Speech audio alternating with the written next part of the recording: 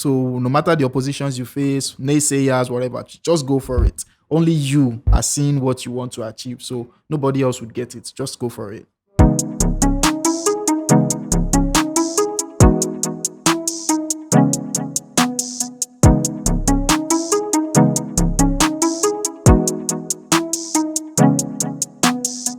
What's good, creatives? I am Nina Shine, your host. Welcome to the Symphony Pod from the Symphony Studios. They are artists who draw, they are artists who illustrate with magic, showing forth excellence. Today on the show, we have Ifeoluwa Uwadi. He doesn't just illustrate, but the excellence is shown in his work. Welcome to the Symphony Pod. Thank you very much, Nina Shine, for having me. I'm happy to be here. It's giving excellence in the atmosphere already. But when your name is mentioned, one can't help to be in awe of excellence. This is the word I'm going to be using a lot today because he's actually excellence personified. That's the word, yes, yes. So how come Ife the excellent one? Because from your works you have alter ego, one chance. In all your crafts and your arts you've done so far, it's been mind blowing. The attention to details, everything is just like wow. So how is this as you as a person being too good to be true in terms of illustrating? Yeah. Well, too good to be true is not the word I would use. I just try to do something decent, is what I would say. So, when you are illustrating, when you are creating a work of art, you are not going to be there to when your work of art comes out to your audience. You are not going to be there to explain it to your audience. So you need to be able to commit to your work 100% and make sure that there are no stones left unturned, so that when it gets into the hands of your audiences, they will be able to appreciate the value of your work and not be saying it behind your back that you didn't do an excellent job. Because a work that is excellent speaks in rooms you are not present. So that is what I put into the work I do. I don't know. Probably you have like a special perfume you spray before you step out, so you could just like put up for sale, so you can be excellent. You know. Nah. I don't do that. Um, you're wearing alter ego. This is something I want to talk about. So you did alter ego. This comic book, live in its own world. Like it's profound. Okay. I don't know if the word to use is magical, but you as an artist, you need to read, or as a creative, you need to read the book to understand where I'm coming from, because alter ego is just is not a random, it's not, you have to read, go through it, see the depths to understand what the book entails. So alter ego is a comic book in its own world. So is there something personally from your life or like personal experience that you sneaked into the comic book alter ego? Well, I'm a very curious person. Yeah. I'm not a cat though, but I'm just curious. So I would say I've always been curious and I've always been interested in the human mind, human psyche, and how it works. So that made me to do a lot of research in across all media I could find, movies, books, and stuff like that, just trying to understand the human mind. So Alter Ego was a project that was born from some of those researches, in the sense that the story we tried to tell in Alter Ego was a story that dwells on the duality of the human mind and how left unchecked you can do things beyond your comprehension. Either it's something bad, as a human, you are a force to do something, or you do extreme bad or you do extreme good. Yeah.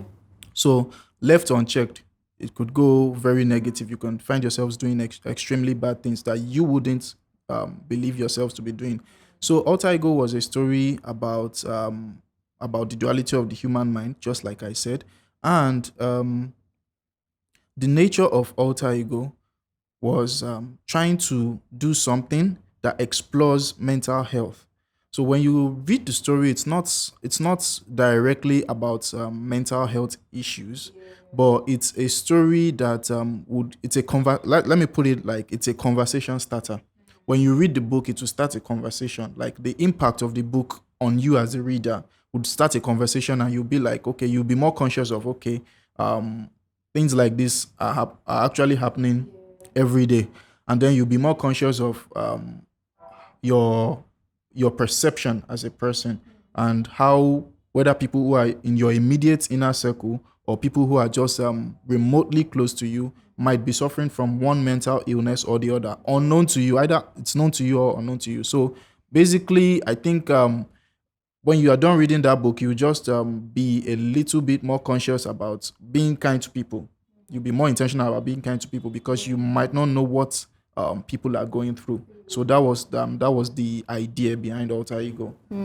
So in other words, be nice, be kind, because Yes. you really never can tell what the person working on the fitness to you could be going through.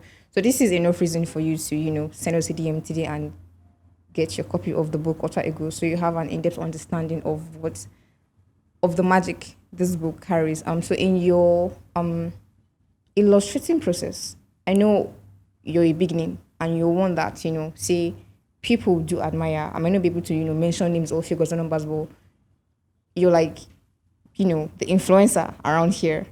So definitely there's been talks about your creative process, and you've done so well for your craft.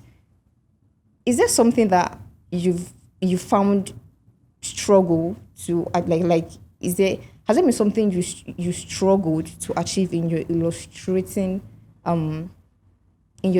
world so far, and people see it as, oh wow, this is mind blowing, how did you do it? But then you know the process you went through was really messy and painful for you to achieve that particular art. Okay, thank you very much for that question. When we are creating a a story, illustration is basically telling a story without words. Understand? So when we are creating a story, there are different things to think about. The process of drawing out your characters, drawing the setting, drawing the events of your story now, initially it starts without words, and adding the conversations at the last part is the last part. But you have to be conscious of that from the start, because when you're conscious of that, it will control the flow of your whole project. Control the flow of your whole project in the sense that you can insert yourself into the character. So what I do is I usually insert myself into whatever character I'm creating, because it's impossible for each character to be the same. So it's something you have to be quite conscious of when you are working. You might write a story or illustrate a particular book, and you realize that maybe all your characters look the same and they behave the same way. And you have to be conscious of that. So because you are one person, you have your own personality and you have your own you have your own mannerisms. So you have to be conscious of not allowing your traits and your mannerisms to rub off all the characters, create different personas for each character. So that's something you have to be very conscious of. So, and that's what I try to do when I'm working on a book. You might see that when I want to work on a particular project, I don't start immediately. I take some time to digest each character I'm creating, live in their head, live in their space, and see them as real people.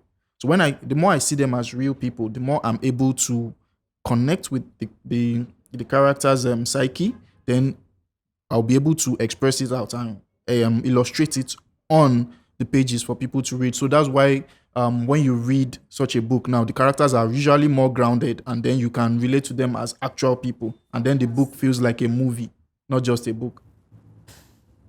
Blown. This brings me to a very beautiful question I've had in mind. I'm sure creative and readers will want to hear the insight you have to share concerning your work ethic. Discipline is beautiful, and the result discipline yields is mind blowing. It's like magic. I'm sure you've invested a lot of, time, hours, a lot to be this excellent as you as a person. So enlighten us your work ethics, your discipline. How did you do it? Elaborate so we can learn from you as an artist to be better. Yeah, okay. So a very important word very important attribute you need to have, not just as an artist, as in any creative field, not just any creative field, even in anything you are doing. You need to be, the word is consistency. Consistency is very important. You have to do something every day, every day. Just do it every day. The more you are doing it, the more you are getting better at it. With sometimes the improvement might not be immediately noticeable, but there's an internal. What that does is there's an internal change that takes a while for it to become external. So, but if you are only looking at the external and you do it the first day, you do it the second day, you do it the third day, you do it a week, a month, and you are not seeing that external change, you don't know that you are changing internally. So you have to be consistent and you have to be very patient for you to get to the level you would get to, because you'd be surprised that it takes that consistency. Robert Greene published a book on mastery that it takes 10,000 hours to be a master at anything. It takes 10,000 hours to be a master at anything. So now consider that. You know how long 10,000 hours are. So it takes a while. It's not something you do 1 hour today, 1 hour tomorrow, and then you give up immediately. So just you have to have it at the back of your mind that just try doing something for 10,000 hours. Then compare your first attempt at it and then your last attempt at it, and then you see that there's a wide gap. You've really grown. So that's the thing. So if there's one word, I would say it's consistency. Consistency. And then from when I started illustrating, when I started drawing, what you there's this frustration that comes with it. Yeah, the frustration is due to the fact that maybe you try to draw something, there's a way it appears in your head, there's a way you visualize it. And then when you try to draw it, it's quite not looking like what you had in your head. And then you feel disappointed, you feel frustrated. So the frustration is a hurdle you have to jump over. But some people might not see it as a hurdle. It might appear as something that is just meant to stop you, and then you go back, you stop doing what you're doing. But if you see it as a hurdle you have to jump over, and you jump over it and you keep pushing forward, you get there. And you get to a point whereby the frustration is no longer there, the fear is no longer there. The difference in two people is confidence. It's confidence and, just like I said earlier, consistency. So if I've done something for a very long time and I'm asked to do that thing, I'll be very confident to approach it and do it without breaking a sweat. Compared to someone who hasn't done it for very long and is asked to do the same thing I just did, might not feel so confident enough to approach it the way I just did. So, but imagine that person now in a few years, person being consistent would be able to do that thing without breaking a sweat. It's like this general thing of when you are a freelancer and someone asks you to create a project, and the project the person asks you to work on will take you just maybe 30 minutes. And then maybe when the person now hears that, okay, it's 30 minutes, you used to finish this whole work. Why are you charging so much for something you just did in 30 minutes? Is it not just this small thing? Then you now be like, this small thing, I can do it in 30 minutes because I've spent maybe 30,000 hours learning how to do it in 30 minutes. So the result you see in 30 minutes is a product of hours and hours and hours, thousands of hours that has been put into it. You see that this same thing you did within that 30 minutes. Now, at the beginning of your learning curve, you couldn't do it in 30 minutes. Maybe that thing would even take you a month to do. But the better you get at it, then it will reduce the time you use to achieve it, and then your output time will drop. So that's what that's about. Wow. Wow. Somebody say masterclass premium. You better get your books and pen at this time. Wow. Wow. That's beautiful. For me, yeah, when I started my content creation journey, what you said so far, I really encountered it because it was wild. I will post today, I will not post tomorrow. I will edit today, I will not edit tomorrow, because I feel it was just a feeling at that time. Yes, that okay, the growth I needed to see at that point was not coming to me. So the frustration came in and I stopped and I was like, I beg. So there's this The frustration is something you have to always overcome. yeah. So there's this girl, Onyinyechi Marizu, I follow. I've seen her grown over time with her content. She was the inspiration I needed to come back. She's very consistent. She's confident, like you said, like she possesses the qualities you've mentioned. So Fantastic. This is another one. Thank you so much. See the way I got lost talking to you. All It's right, like, I'm glad.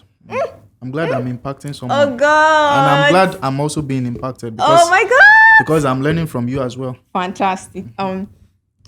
Say to your younger self, what's that? Not one thing, but what's that thing you wish you had started doing earlier, and now you're like grateful for, but then you wish you had started earlier.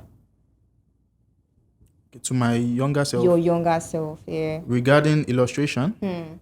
Well, I wouldn't say there's anything I wish I had started doing earlier. In fact, I would be much grateful to my younger self in the sense that when I was younger and I picked up the pencil, I picked up the pen and started drawing and stuff like that. I faced challenges and some opposition, but for some reason, I was resilient. I didn't let whatever opposition I was facing, I didn't let it stop me. I continued drawing, I continued illustrating. Back then, it wasn't even a thing. There was no industry for it.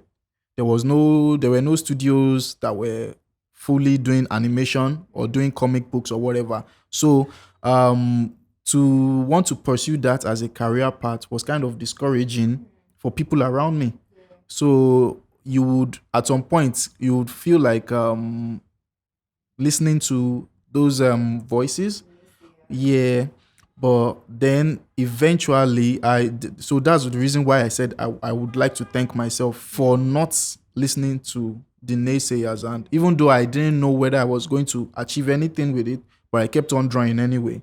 And then we eventually got to a point where the comic book thing, the animation thing has now become an industry on its own. And then so I'm grateful to my younger self for that. So talking about if there's anything I would like my younger self to have started earlier, nothing really, because I started quite early and I didn't flunk at any point.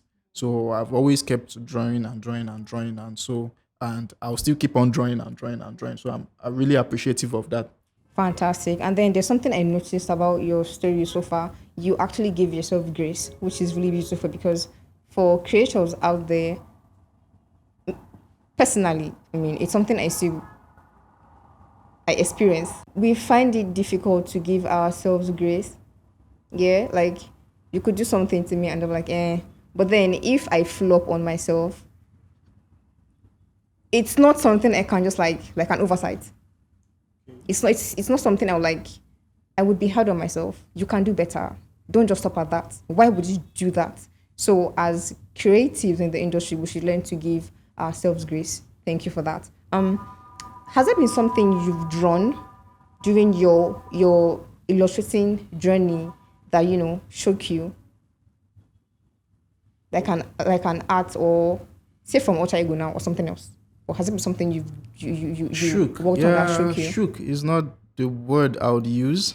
But I just feel they come with their each project you work on comes with its own unique experiences. So I wouldn't say I was shook, but what I'll say, for example, now there's this I worked on a project earlier this year titled Hounds and Jackals. And for Hounds and Jackals was a story that I invested a lot of myself into, in the sense that I wanted it to be as close to it's a passion project. So I wanted it to be everything I wanted in my head. So I did a lot of studies. I did a lot of observation. So each character you encounter in the book feels like a real person you've met, because each character has their traits, they have their mannerisms, they have their personal struggles, because it's a multi-episode series. So you see in each episode the growth of some particular characters or the decline of some particular characters and stuff like that. So it's not just a one face that you see just from beginning to the end and then there are no changes. The story gives room for characters to change, to overcome some challenges, or to witness some truths about life and stuff like that. So in that way, um I'm not shaking, but living in another person's body or mind for a while has a kind of an effect on you. So for a while, when you are done with that particular project, it might take some time to like kind of disconnect from the characters you've attached yourself to for that particular period of time. So that's just that's just the challenge there. Wow, fantastic. So one of our viewers sent in a question. Okay. Yeah, because I said we're having the best of the best, one of the best I'm illustrators not the in best the of the city of I'm not the Abuja. best of the Give best. yourself the credit, you've earned it. So the question says, what show or artist influenced your art style? Okay. So my answer, I've been asked this question a lot. I've been asked it everywhere I go. I'm always asked that question, like, who is my biggest influence? Well, as an artist, as a comic artist, my biggest influence is there's a Puerto Rican artist. His name is Humberto Ramos. So he has a very big influence on my work. I think when I the first time I came into contact with his work, I was amazed. Like, his work is highly stylized and realistic at the same time. So looking into his work, there was just something different about it, and I said it that day that okay, I want to do something like this that will carry this much power. So I started studying his works. So if you see my art style now, it might remind you a little bit about Humberto Ramos. I'm not a copycat, but I picked a lot of lessons from the way he draws his stuff, and how confident he is to approach some compositions. When you're an artist, you might want to run when you are telling a story. You might want to run away from some compositions. For example, you draw a panel, and there's a way the camera is supposed to come from. There's a direction the camera is supposed to come from that will make your panel more dramatic and interesting to look at. But because to achieve that might be a bit difficult, you now feel, oh, let me find a workaround, let me cut corners and stuff. You discover that you have something less impressive as to what could have been if you followed that long and difficult road. You understand? So I noticed that he's someone who doesn't run away from challenges.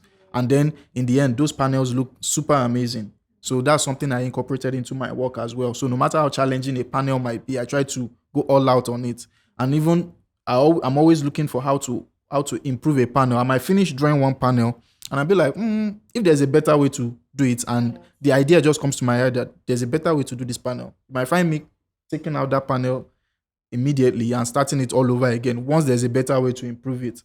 So that's is one of my biggest influences when it comes to comic work.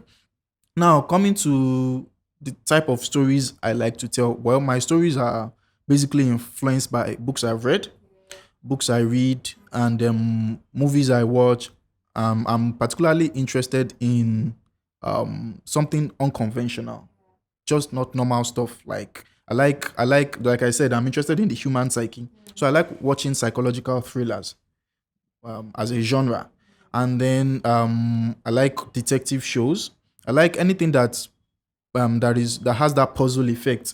I don't like something literal that you just go into and you already know what's happening. I like a lot of mind bending. Just mess with our minds. Let's see what's going on. Yeah, there's a so it's in that way it's engaging to the viewer. So it's not like you're asking a question and then you are giving them the answer to the question. You are like asking a question and then you are inviting the viewer to, okay, let's find the answer together. So in that way, the viewer feels invested in your project that you've created. So that's a major influence for me.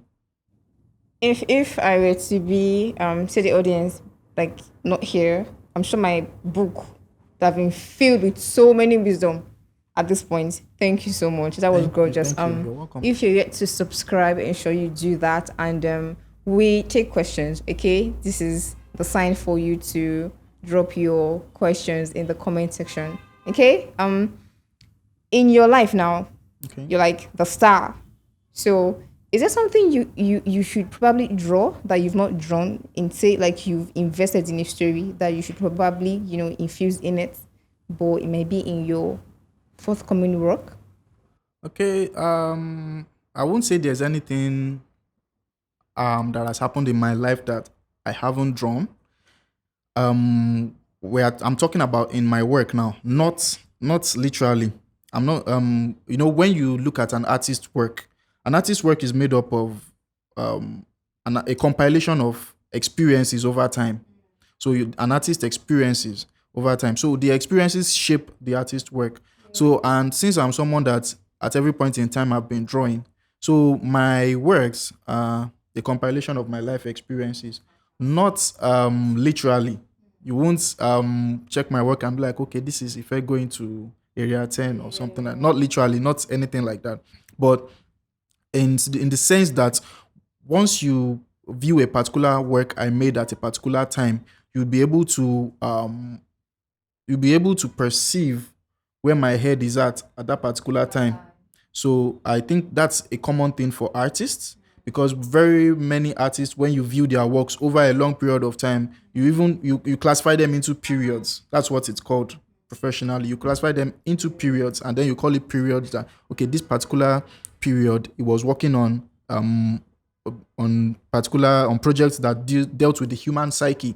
Okay, so on this another particular period, he was working on something that had to do with the female figure or something like that. So just different periods. So that's what happens when you are an artist and you work over time. So every your whole work is an accumulation of your life experiences. So since I've been drawing from day one, if I say that, since I've been drawing for a very long time, I feel all my works have accumulated my experiences. So if there's anything I'm yet to draw, it's probably something I'm yet to experience. So I believe the further I go and I'm getting more experiences, they will always reflect in my drawings and in the projects I create. Fantastic. You're like documenting your process. Yes, Illustration. that's a better way to put it. Illustration. Documenting processes. Gorgeous. um so if you were, if you stripped away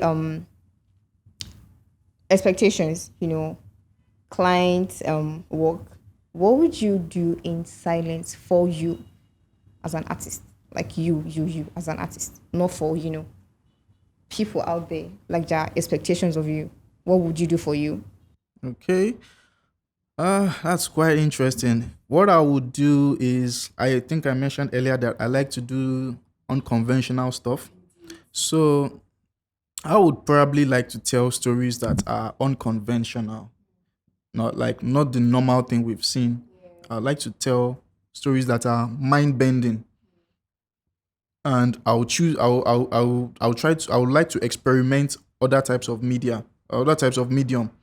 So not just limited to comic book. Might be animated movie, might be a live action movie, might be something like that, whereby I can choose to tell whatever story I want, and whatever and hope to get the accurate response I'm looking for. Because the thing with telling an unconventional story is that since the nature of the story is unconventional, it's something people are not used to. So since they are not used to it, um, the perception might be mixed. There might be a mixed perception going on there due to people who have not seen something like this before. So it might take a while to be appreciated, but when it eventually is appreciated, that's when you get a cult following, and then people will be like, okay, this work is brilliant. I'm particularly impressed and inspired by the works of a Japanese game director. His name is Hideo Kojima, famously known for Metal Gear Solid series and recently Death Stranding. So the way he creates his games, when you play his games, you see that he creates them and you don't feel like you're playing a game. You feel like you are experiencing a movie. When you are watching a movie, you are just watching something on a TV screen. But the fact that he infuses like movie, and he infuses the dynamics of a movie and the dynamics of a game and merges them, feels like you are taking part in a movie. That's the playing part. We are playing it. You are taking part in a movie. So that's something that really hasn't been done before. And Kojima is an innovator. So that bringing that into the market was something that hasn't been done before. And it took a while for people to appreciate what he was doing. But once his work was appreciated, like it gathered a cult like following. So that's something I would also like to do, like just tell unconventional stories that is different from what everybody has kind of experienced. And I'm trying to like deal in experience now, bring a new experience to people, but regardless of the medium.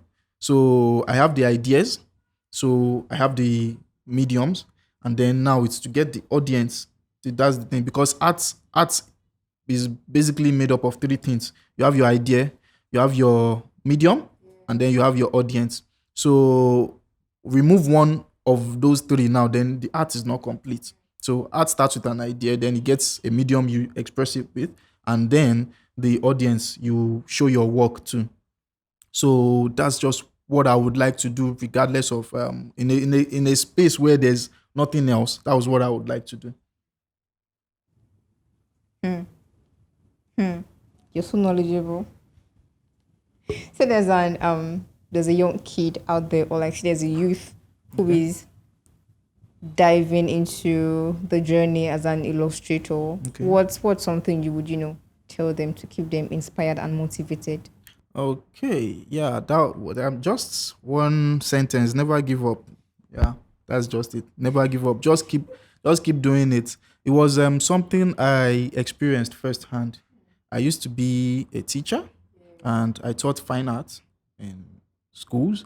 And what I realized is, in the society, in this part of the world, art is something that is discouraged in kids, because people are, well, we can't blame the people who are discouraging it, because they are just concerned about what future the kid would pursue.